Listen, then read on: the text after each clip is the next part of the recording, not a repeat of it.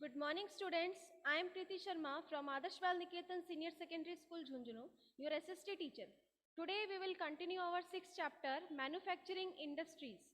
Manufacturing Industries के बारे में हम पढ़ रहे थे, जिसमें हमने कल पढ़ा था कि कंट्रीब्यूशन ऑफ इंडस्ट्रीज कि इंडस्ट्रीज का क्या क्या कंट्रीब्यूशन है, इंडस्ट्रियल लोकेशन, मैन्युफैक्चरिंग और इम्पोर्टेंस ऑफ मैन्युफैक्चरिंग कि मैन्युफैक्चरिंग का क्या इम्पोर्टेंस है. ठीक है, तो आज का हमारा जो टॉपिक है वो है इंडस्ट्रियलाइजेशन एंड अर्बनाइजेशन. कि इंडस्ट्रियलाइजेशन और अर्बनाइजेशन जो हैं दोनों ही क्या हैं, एक दूसरे के ऊपर डिपेंडेंट हैं. इंडस्ट्रियलाइजेशन और अर्बनाइजेशन क्यों चाहिए इसके बारे में हम आज स्टडी करेंगे. So, industrialization and urbanization depend upon each other. कि इंडस्ट्रियलाइजेशन और अर्बनाइजेशन क्या है, दोनों ही डिपेंडेंट है एक दूसरे के ऊपर. Industries are located around the cities where there is market of industrial goods and where services like banking, insurance, transport, labor, consultant and financial services are available. Industries जो है मोस्टली सिटीज में available होती हैं और वहीं पर locate होंगी जहां पर उन्हें सारी फैसिलिटीज अवेलेबल हो. ये तो है नहीं कि उन्हें अगर मान लो अगर कोई बैंकिंग की ज़रूरत है या फाइनेंशियल किसी सपोर्ट की ज़रूरत है या मार्केट के लिए उन्हें बहुत दूर जाना पड़े, तो उससे क्या होगा, इंडस्ट्रीज का कोई प्रॉफिट नहीं होगा. तो इंडस्ट्रीज वहीं पर सेटअप होती हैं जहां उन्हें इजीली रॉ मटेरियल अवेलेबल हो, जहां उनके पास ट्रांसपोर्टेशन का सिस्टम अच्छा हो और उसके साथ साथ अदर फैसिलिटीज भी इजीली अवेलेबल हो सके, जैसे कि banking, insurance, transport, labour, consultant, financial services etcetera.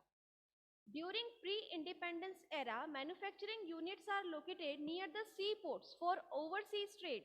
Mostly जो हमारे जो इंडिपेंडेंस से पहले उस टाइम पर जो इंडस्ट्रीज लोकेटेड होती थी वो कहाँ होती थी, सी पोर्ट्स के पास में, जहाँ पर समुद्र के आसपास ही जहाँ से ट्रेड किया जाता था फॉरेन कंट्रीज के साथ में. तो सी पोर्ट्स के आसपास ही जो है इंडस्ट्री सेटअप की जाती थी, जैसे कि मुंबई, कोलकाता, चेन्नई, ये क्या है, सी पोर्ट्स हैं जहां पर ट्रेड के लिए शिप्स वगैरह भेजे जाते थे. Many industries tend to come together to make use of advantages offered by urban centers and these are known as agglomeration economies. अब इसको आप अंडरलाइन कर लीजिए कि एग्लोमेरेशन इकोनॉमीज क्या है, कि जहां पर जितनी भी इंडस्ट्रीज हैं वो सब मिलकर काम करती हैं, सबको प्रॉफिट बराबर होता है और सभी के लिए एक ही सेंटर बनाया जाता है. जैसे कि आप मान लो कि सपोज कोई सिटीज के अंदर पर्टिकुलर एक सेंटर है जहां पर क्या होगा, सभी इंडस्ट्रीज का जो प्रोडक्ट है उसको सेल किया जाता है, अलग अलग प्राइसेस उस पर सेट किए जाते हैं, लेकिन सबका सेंटर क्या हो गया, एक सेंटर बना दिया गया. तो इस मेथड को हम कहते हैं एग्लोमेरेशन इकोनॉमीज कहा जाता है. ठीक है, अब इसके बाद में नेक्स्ट जो हमारा टॉपिक है वो है classification of industries. Classification of industries.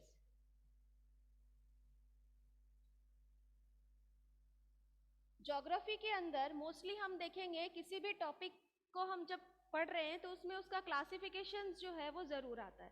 तो ज्योग्राफी जो है वो बेस्ड होती है क्लासिफिकेशन के ऊपर ही. तो इंडस्ट्रीज जो है उसके ऊपर हमें क्या करना है, क्लासिफिकेशन करना है इंडस्ट्रीज का.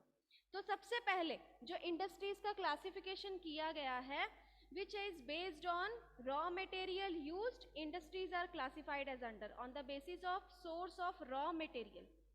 जो क्लासिफिकेशन किया गया है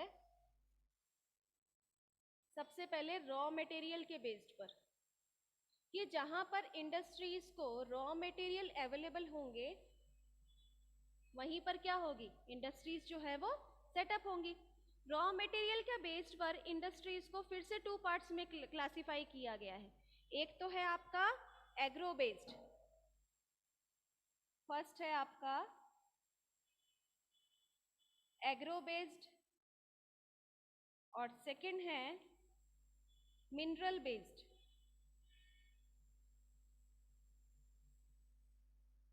सेकंड जो है वो क्या है, mineral based. Agro based means जहां पर इजीली रॉ मटेरियल अवेलेबल हो सके और एग्रीकल्चर से बेस्ड हो. एग्रो बेस्ड मीन्स जो है वो एग्रीकल्चर से बेस्ड है. Means agro-based industries are those industries which obtain raw material from agriculture. कि एग्रो बेस्ड इंडस्ट्रीज वो इंडस्ट्रीज है जहां पर इंडस्ट्रीज को रॉ मटेरियल मिलेगा कहां से, एग्रीकल्चर से। इंडस्ट्रीज के लिए जो रॉ मटेरियल आएगा वो कहाँ आएगा, एग्रीकल्चर से, इसीलिए इसे एग्रो बेस्ड इंडस्ट्रीज कहा गया है। जैसे कि cotton textile, jute textile, sugar, vegetable oil and are representative industries of agro based group of industries. की कॉटन है, जूट है, एग्रो बेस्ड इंडस्ट्रीज का जो आपका एग्जांपल हो गया वो हो गया कॉटन, जूट, शुगर और वेजिटेबल ऑयल। ये जो चीजें हमें एग्रीकल्चर से अवेलेबल होती हैं और फिर उन्हें इंडस्ट्रीज के लिए वो रॉ मटेरियल का काम करती है, तो वो एग्रो बेस्ड इंडस्ट्रीज कहलाती है। सेकेंड है आपका मिनरल बेस्ड इंडस्ट्रीज। तो मिनरल बेस्ड इंडस्ट्रीज कौन सी है, industries that receive raw material primarily from the minerals, यानी कि मिनरल से जो रॉ मटेरियल मिलते हैं, जैसे कि iron and steel, aluminium, cement, petrochemical industries fall in this category. यानी कि ये सब क्या है, मिनरल बेस्ड इंडस्ट्रीज हैं जिनसे हमें मिनरल मिलता है और रॉ मटेरियल के रूप में इन सबको यूज किया जाता है। ठीक है, तो ये आपका क्लासिफिकेशन हो गया on the basis of raw material. Second जो क्लासिफिकेशन है वो है on the basis of role played by them. Basis of, ये जो सेकेंड क्लासिफिकेशन है वो है रोल प्लेड बाय देम। इसमें क्लासिफिकेशन किया गया है इंडस्ट्रीज को फिर से टू पार्ट्स में। इंडस्ट्रीज को इसमें भी टू पार्ट्स में क्लासिफाई किया गया है, बेसिक और की इंडस्ट्री, कंज्यूमर इंडस्ट्री। फर्स्ट है आपका की इंडस्ट्री और सेकंड है आपका consumer industry. Consumer industry. So basic और की इंडस्ट्री क्या है कि बेसिक इंडस्ट्रीज और की industries form the core industry on which other industry depend for their manufacturing. यानी कि एक इंडस्ट्री से दूसरी इंडस्ट्री क्या होगी, उसके ऊपर डिपेंडेंट होगी। जैसे कि आयरन और steel industry, petroleum industry, they are backbone of all other industries. ये जो आयरन और स्टील इंडस्ट्रीज हैं, आयरन और स्टील की हेल्प से ही बाकी इंडस्ट्रीज क्या हो सकती है, बन सकती हैं। आयरन और स्टील के बिना इंडस्ट्रीज जो है वो बनाई नहीं जा सकती, पेट्रोलियम के बिना जो है वो इंडस्ट्रीज को चलाया नहीं जा सकता। तो ये सारी इंडस्ट्रीज जो है ये क्या है, की इंडस्ट्रीज है जिनके बिना अदर इंडस्ट्रीज जो है उनको रन नहीं किया जा सकता, इसीलिए इनको बेसिक और की इंडस्ट्री कहा जाता है। दूसरा आता है कंज्यूमर इंडस्ट्री। तो consumer industries produce goods for direct use by consumer. That means finished good manufactured by this industry can be directly used by consumer. For example, sugar, paper, toothpaste, clothing, beverage industry. यानी कि जो कि directly use किया जाता है consumer के द्वारा, कि इंडस्ट्री से जो है डायरेक्टली कंज्यूम किया जाता है। मोस्टली जो हमारी जो डेली यूजेस की जो चीज़ें हैं वो हमारे कंज्यूमर इंडस्ट्री में आते हैं, कि जो daily day to day life में हम जो यूज़ करते हैं जिन चीज़ों को, वो कंज्यूमर इंडस्ट्री से हम लोगों को ईजिली अवेलेबल होते हैं। जैसे कि शुगर इंडस्ट्री हो गया आपका, टूथपेस्ट इंडस्ट्री है, क्लोथिंग है एंड बेवरेज। बेवरेज में आपके टी, कॉफ़ी, ये सारी चीज़ें जितने भी जो पीने वाली जो चीज़ें हैं वो आती हैं। और पेपर इंडस्ट्री है, ठीक है, ये आपके कंज्यूमर इंडस्ट्रीज में आते हैं। थर्ड जो आपका क्लासिफिकेशन है वो है on the basis of capital investment. Third जो क्लासिफिकेशन है ये फर्स्ट हो गया, ये सेकेंड है। थर्ड जो क्लासिफिकेशन है वो है on the basis of capital investment, कि कैपिटल इन्वेस्टमेंट के बेस पर इंडस्ट्रीज को क्लासिफाई किया गया है, डिवाइड किया गया है। तो इसमें आता है आपका large scale industry. Ma'am yes, ma'am beverage industry क्या होता है? उसमें उसमें बेटा जितने भी पीने वाली चीजें हैं, आपके टी है, कॉफी है, और उसके साथ साथ आपके फ्रूट्स वेजिटेबल्स जो हैं, फ्रूट्स वेजिटेबल तो हॉर्टिकल्चर क्रॉप्स में आते हैं, आपके बेवरेज में टी और कॉफी आता है।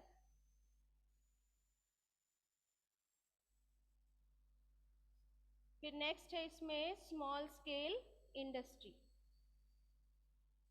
ठीक है, तो जितना हम इन्वेस्ट करेंगे उसी के बेस पर हमारी इंडस्ट्रीज क्या होंगी, सेटअप होंगी। तो लार्ज स्केल इंडस्ट्रीज जो है, it is defined as those industries where the requirement of capital investment exceed 10 crore और अबव। कि लार्ज स्केल इंडस्ट्रीज जो है जिसमें इन्वेस्टमेंट कितना हो सकता है, 10 करोड़ या उससे ज्यादा तक का भी इन्वेस्टमेंट इसमें किया जा सकता है। There are a large number of individual employed in the industry and these have high volume of sales। कि इसमें जितने भी पर्सन्स इंक्लूड होंगे उनकी क्वांटिटी भी बहुत ज़्यादा होगी, क्योंकि ये लार्ज स्केल पर इसमें इन्वेस्टमेंट किया जा रहा है, और इसमें जितने भी लोग जो हैं, सेल्स भी जो होगा वो लार्ज स्केल पर किया जाएगा।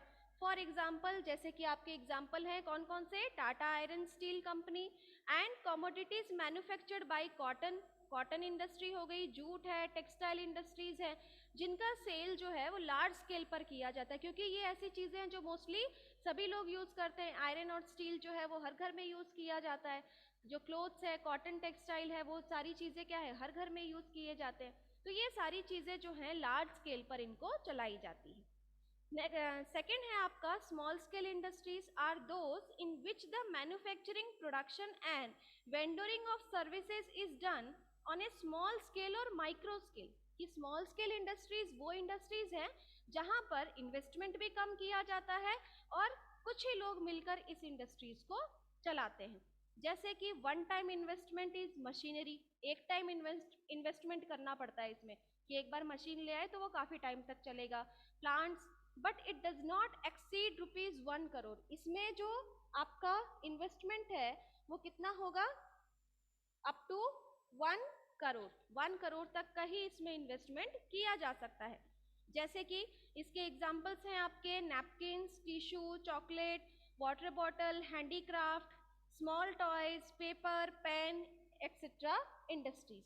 ठीक है, इन इंडस्ट्रीज में जो इन्वेस्टमेंट होता है वो बहुत कम स्केल पर, यानी कि कम बेस पर ही इसको इन्वेस्ट किया जाता है। नेक्स्ट आपका जो क्लासिफिकेशन है वो है on the basis of ownership. Ownership के बेसिस पर क्लासिफाइड किया गया है।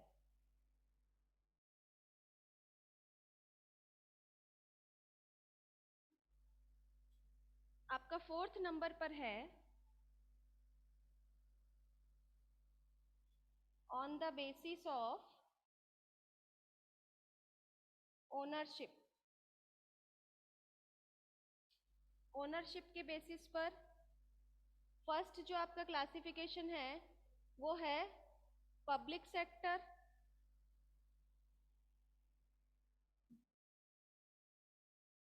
सेकेंड है आपका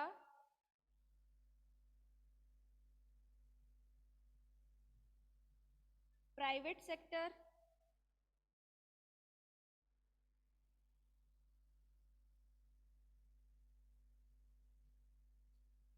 थर्ड है जॉइंट सेक्टर, और फोर्थ जो है आपका वो है कोऑपरेटिव सेक्टर।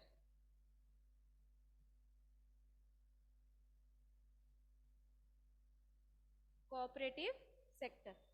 तो ओनरशिप के बेसिस पर इंडस्ट्रीज का क्लासिफिकेशन किया गया है। सबसे पहले आता है आपका पब्लिक सेक्टर।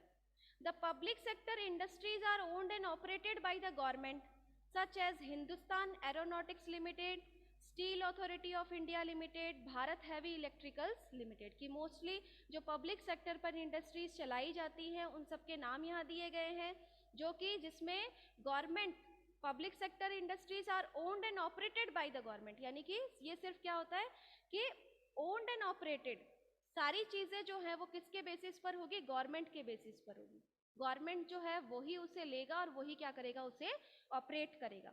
ठीक है, किसके लिए करेगा, फॉर द पब्लिक, लोगों के काम में आने के लिए। तो उसमें कौन कौन सी इंडस्ट्रीज आती है आपकी, Hindustan Aeronautics Limited, Steel Authority of India Limited, Bharat Heavy Electricals Limited. ठीक है, फिर उसके बाद में आता है आपका private sector. The private sector industries are owned and operated by individual और ए ग्रुप ऑफ इंडिविजुअल, जिसमें गवर्नमेंट का कोई रोल नहीं होता और जिसके अंदर लोग जो है वो अपने प्राइवेट अपने ही बेसिस पर उसको स्टार्ट करते हैं। ये किसी पर्टिकुलर पर्सन के द्वारा स्टार्ट किया जा सकता है या ग्रुप ऑफ पीपल मिलकर भी इसे शुरू कर सकते हैं। इसमें कौन कौन सी इंडस्ट्री आती है? Tata iron and steel company, Bajaj auto limited. ठीक है, थर्ड जो आता है आपका वो जॉइंट सेक्टर कहलाता है। तो जॉइंट सेक्टर जो है इसमें industries are owned and operated by the state and individual, कि या तो स्टेट और किसी पर्टिकुलर इंडिविजुअल मिलकर काम करेंगे और या फिर इंडिविजुअल और गवर्नमेंट जो है वो मिलकर इसे ऑपरेट करेंगे। इसमें आते हैं आपके मारुति उद्योग लिमिटेड, ऑयल इंडिया लिमिटेड। फिर आता है आपका कोऑपरेटिव सेक्टर। तो cooperative sector industries are owned and operated by the producer और supplier of raw material, workers और बोथ, यानी कि कोऑपरेटिव सेक्टर के अंदर गवर्नमेंट जो है उसका कोई रोल नहीं होता। इसमें जो रॉ मटेरियल जो बनाते हैं वही लोग क्या कर सकते हैं, इसको सप्लाई भी कर सकते हैं। जो वर्कर के रूप में काम कर रहे हैं वो लोग भी इसको सप्लाई कर सकते हैं। They pool in the resource and share the profit और लॉसेस प्रोपोर्शनेटली, यानी जितने लोग मिलकर इसमें काम कर रहे हैं उसमें जो प्रॉफिट होगा लॉस होगा सब लोग मिलकर आपस में ही शेयर कर लेते हैं। जैसे कि शुगर इंडस्ट्री है महाराष्ट्र में और coir industry in Kerala. Coir industry क्या होती है?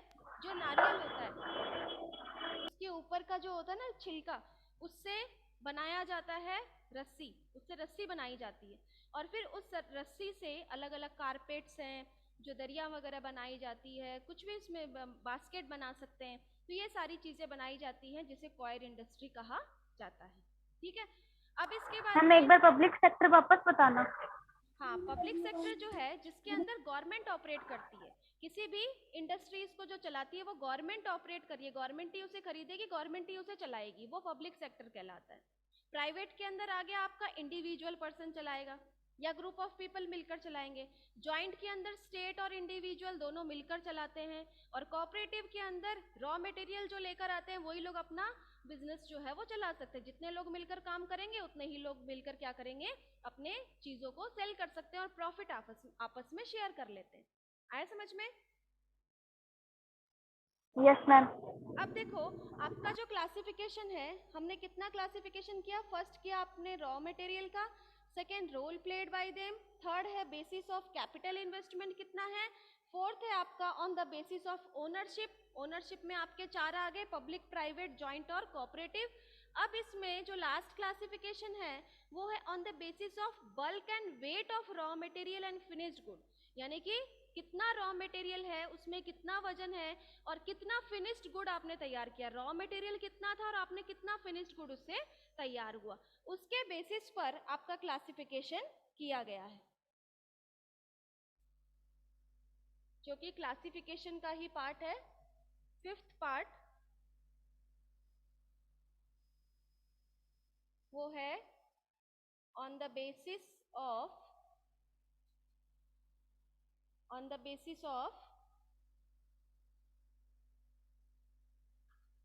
bulk and weight of raw material,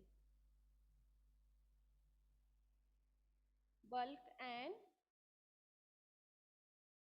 weight of raw material and finished goods। ठीक है, कितना फिनिश्ड गुड तैयार हुआ है उसके बेस पर, इसके बेस पर क्लासिफिकेशन किया गया है आपका टू पार्ट्स में,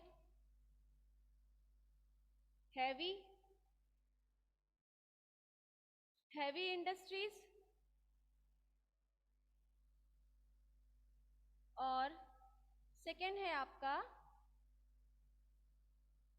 लाइट इंडस्ट्रीज। ठीक है, हैवी और लाइट इंडस्ट्रीज। तो हैवी इंडस्ट्रीज क्या है? These industries use heavy raw material and also produce heavy goods, कि ये जो इंडस्ट्रीज है वो हैवी रॉ मटेरियल यूज करते हैं और हैवी गुड्स ही इनसे प्रोड्यूस किया जाता है, जैसे कि आयरन और steel, cement, ship building, automobile industry. Ship building जिसमें शिप्स वगैरह कंस्ट्रक्ट किए जाते हैं, बनाए जाते हैं, ठीक है। तो ये इंडस्ट्रीज हो गई आपकी हैवी इंडस्ट्रीज।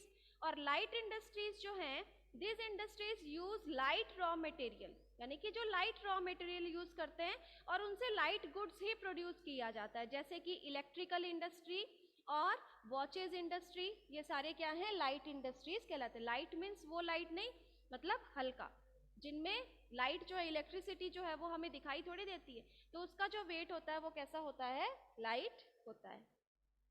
फिर है नेक्स्ट है स्पेशल डिस्ट्रीब्यूशन ऑफ इंडस्ट्रीज। तो मैम हैवी हैवी इंडस्ट्री में कैपिटल भी ज्यादा लगता होगा।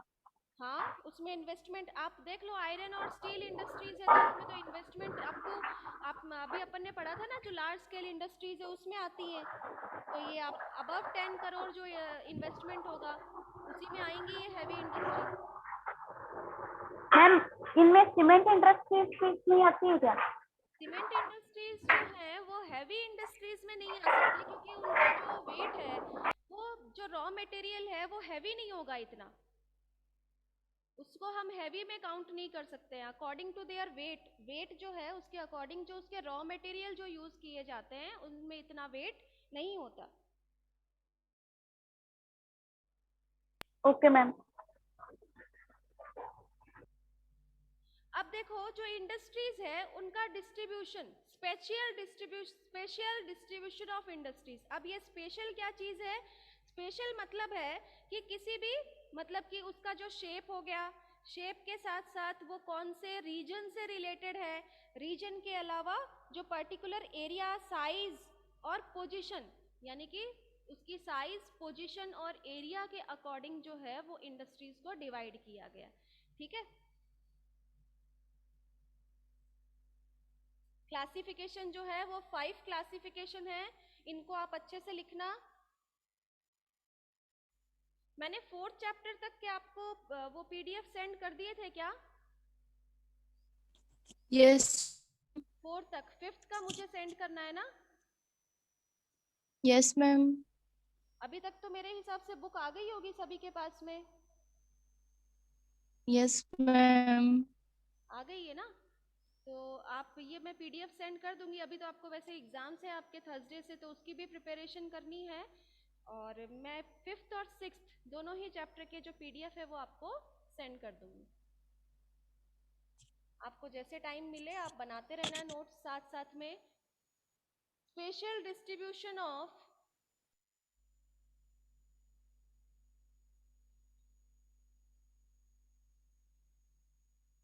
Industries.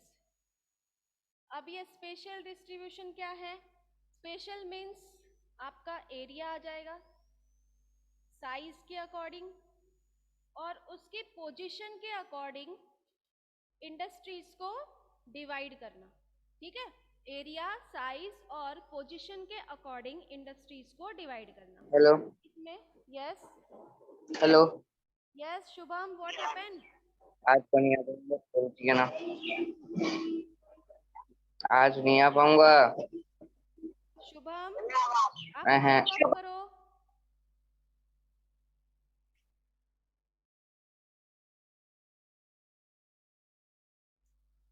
So special distribution of industries, इसमें सबसे पहले आता है आपका agro based industries.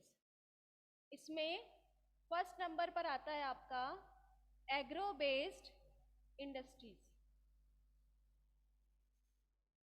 Agro based industries, अब आप समझ गए होंगे कि जो एग्रीकल्चर से रिलेटेड है वो एग्रो बेस्ड इंडस्ट्रीज कहलाती है।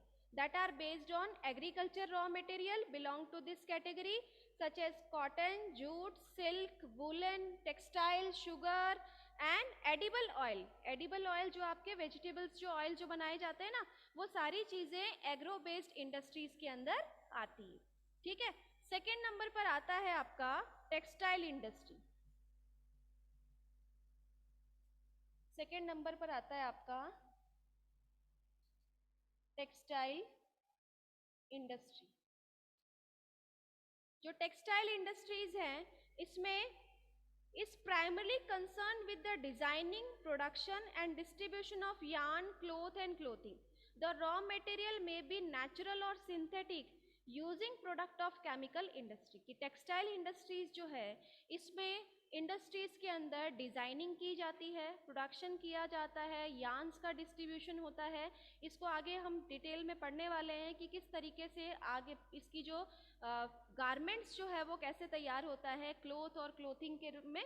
और इसमें रॉ मटेरियल जो है वो नेचुरल और सिंथेटिक दोनों ही अवेलेबल होते हैं किसी भी, और using product of chemical industries.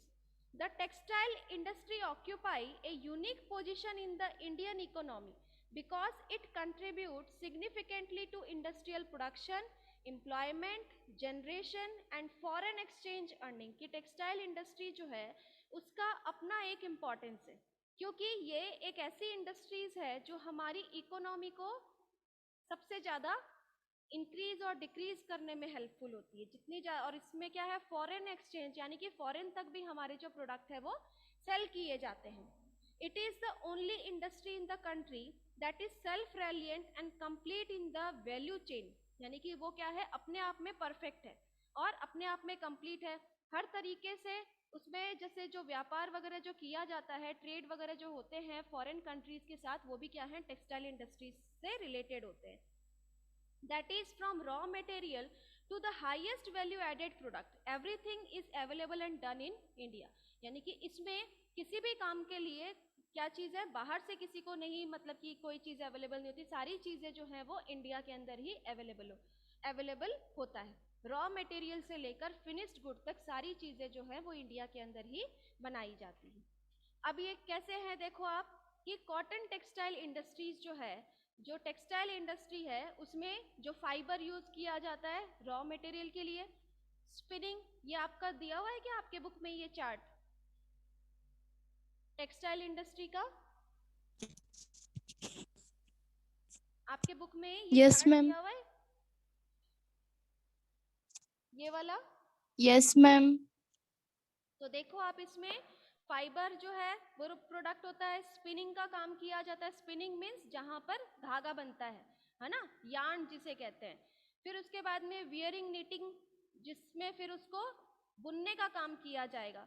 फिर उसमें डाइंग एंड फिनिशिंग, कलर करना है, फिनिशिंग देनी है, और फिर गारमेंट्स तैयार होता है। इस तरीके से एक टेक्सटाइल इंडस्ट्री जो है वो पूरी इंडिया के अंदर ही सेटअप है।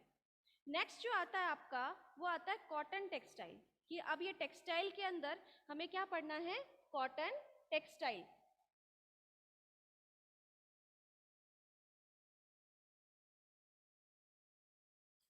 कॉटन टेक्सटाइल के अंदर देखो, India enjoyed world monopoly in the manufacturing of cotton textile for about 3000 years from about 1500 BC to 1500 AD। यानी कि इंडिया जो है, मोनोपोली में सिर्फ इंडिया के अंदर ही कॉटन टेक्सटाइल जो है उसका प्रोडक्शन किया जाता है, मैन्युफैक्चरिंग की जाती है, जो कि 3000 साल से चलती आ रही है।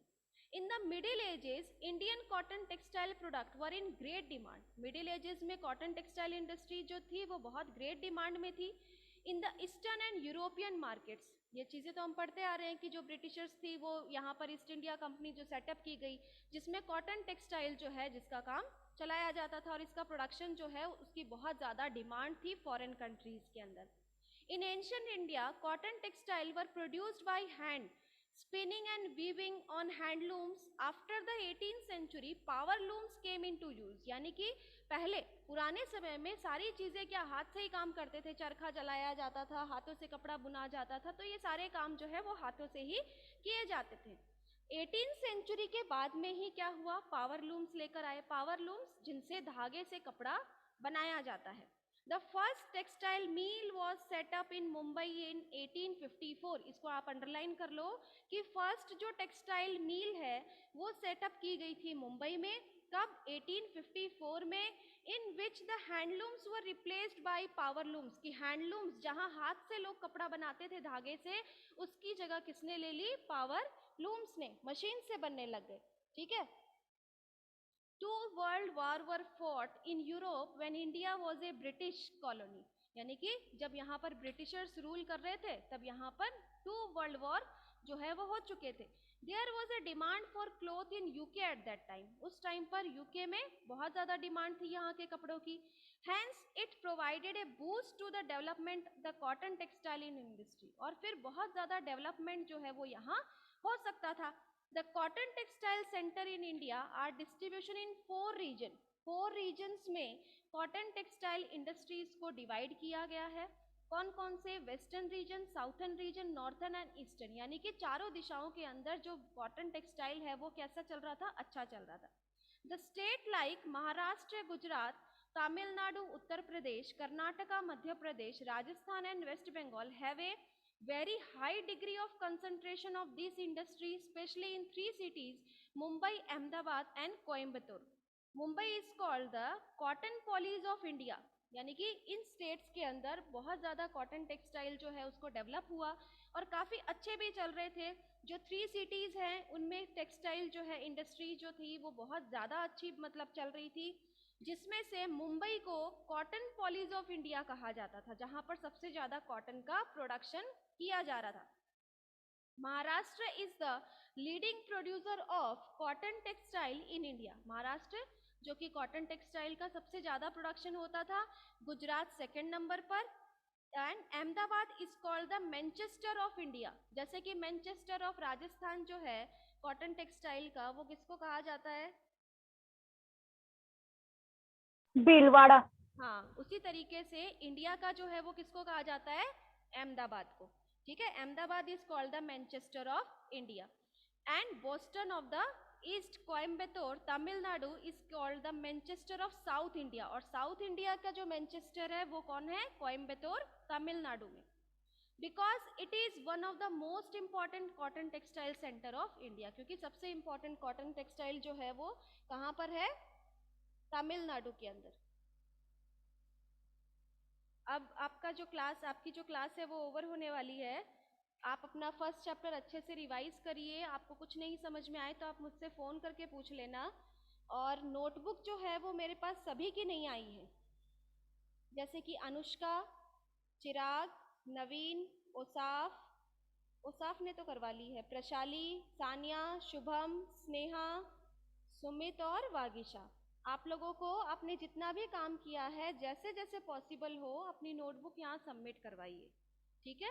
कोई रीज़न है तो आप मुझे प्लीज़ बताइए फ़ोन करके, जिससे उसका कोई सॉल्यूशन निकाल सकें, क्योंकि एक साथ फिर आपको 6 चैप्टर करने में बहुत प्रॉब्लम होगी। लास्ट ईयर की नोटबुक जो है वो आज भी सबमिट हो रही हैं बच्चों की, तो ये देख लो। आपका भी जो काम है वो ज़्यादातर ऑनलाइन चल रहा है, नोटबुक बेसिस जो है वो इम्पॉर्टेंट है आपके लिए, इसीलिए जो चैप्टर आपको करवाया जा रहा है उसके नोट्स बनाइए और कंप्लीट करके नोटबुक जो है वो आपको यहाँ देनी पड़ेगी। लास्ट ईयर के जो 10th के स्टूडेंट्स थे सबकी नोटबुक यहाँ सबमिट हुई है, तो इसीलिए ये मत सोचना कि बुक से पढ़ लेंगे कोई दिक्कत नहीं है, उसी में से ही पढ़ लेंगे, नोट्स बनाने की क्या ज़रूरत है। तो इस गलत फहमी में मत रहना, नोटबुक जो है वो आपको सबमिट करनी ही पड़ेंगी यहाँ पर, ठीक है? किसी को कोई दिक्कत है तो पूछ लो। है क्या कोई प्रॉब्लम नोट्स बनाने में? No ma'am. तो फिर अपनी नोटबुक सबमिट करवाओ। Okay students.